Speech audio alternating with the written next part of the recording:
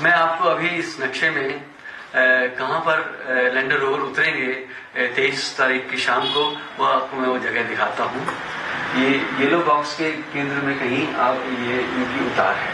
ये जो आप फीचर्स देख रहे हैं ये सभी चंद्रमा के क्रेटर्स हैं और ये दक्षिण ध्रुवीय इलाका है, -69 डिग्री साउथ लैटिट्यूड और 32.5 डिग्रीज ईस्टर्न लॉन्गिट्यूड लगभग। तो यहाँ पर लैंडर रोवर को उतरना है और ये जगह बहुत पहले से तय है। तो अपनी कक्षा से जब डीऑर्बिट होंगे तो इनको आकर इसी जगह पर उतरना है। देखिए, एक बहुत ही चुनौतीपूर्ण मिशन है इसरो का और इसमें कितने सारे स्टेजेस थी। यानी कि पहले अर्थ ऑर्बिट में चंद्रयान 3 को डाला गया, उसके बाद मून ट्रांसफर ट्रेजेक्ट्री में इसको भेजा गया, चंद्रमा की तरफ भेजा गया, चंद्रमा की कक्षा में जाकर ये जा पहुंचा और उसके बाद जो है प्री लैंडिंग ऑर्बिट में लैंडर और रोवर आ चुके हैं। ये सारी स्टेजेस जो हैं बड़ी ही एक्यूरेटली और एज टेक्स्ट बुक जो हैं अब तक हुई हैं। तो इसकी वजह से जो है एक बहुत ज्यादा उत्साह जो है सभी में आ गया है कि आगे की जो प्रक्रिया है जिसमें कि लैंडर रोवर डीऑर्बिट होके चंद्रमा की सतह पर उतारे जाएंगे, वो प्रक्रिया चाहे कितनी भी पेचीदा हो वो भी सफलतापूर्वक संपन्न होगी। सर, कहा जाता है कि हर सफलता के बाद सफलता होनी जरूरी है, किस तरह देखते हैं आप इसको? देखिए, विज्ञान में जो है असफलता को हम उस हिसाब से नहीं देखते हैं। कुछ भी कहीं कोई चीज ठीक नहीं चलती है तो हम उसका अध्ययन करते हैं कि कहाँ पर बात जो है अपने हिसाब से सही नहीं थी। तो ये सब तो बात है।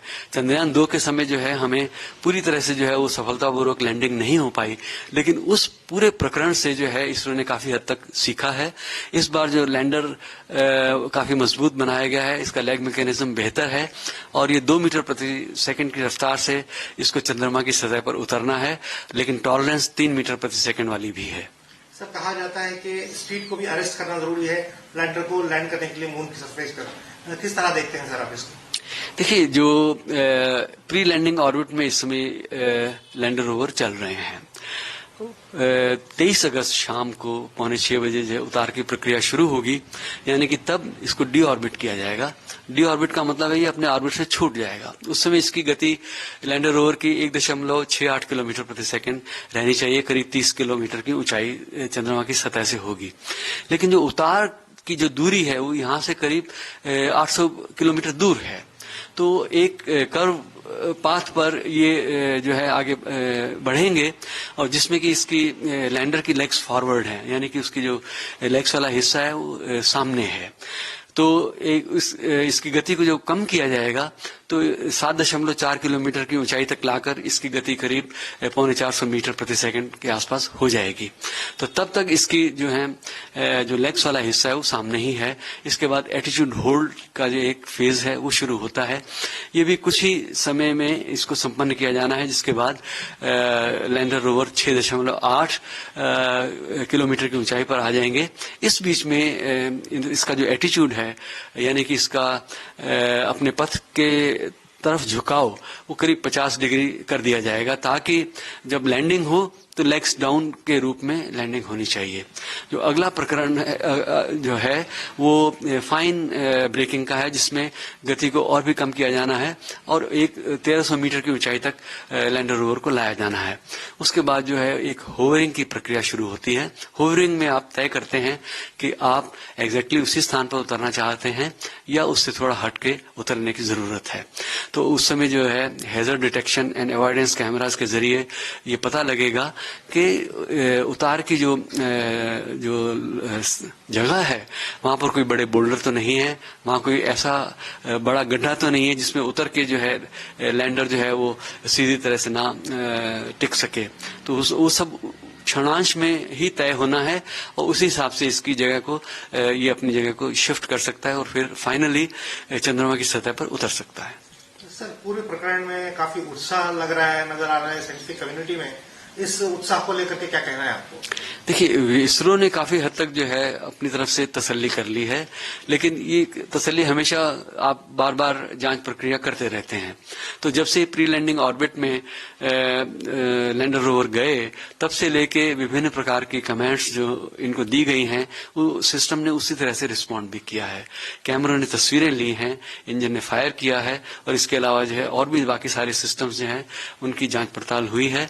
और इस बीच में जो ट्रेजेक्ट्री का जो है एक किस्म से रिवीजन हुआ होगा, वो सब किया गया है, ताकि इनिशियल पैरामीटर्स जो हैं ट्रेजेक्ट्री के वो फाइनलाइज कर लिए जाएं, और उसी हिसाब से जो तयशुदा ट्रेजेक्ट्री है उसी पर जो है ये लैंडर रोवर आगे चलेंगे।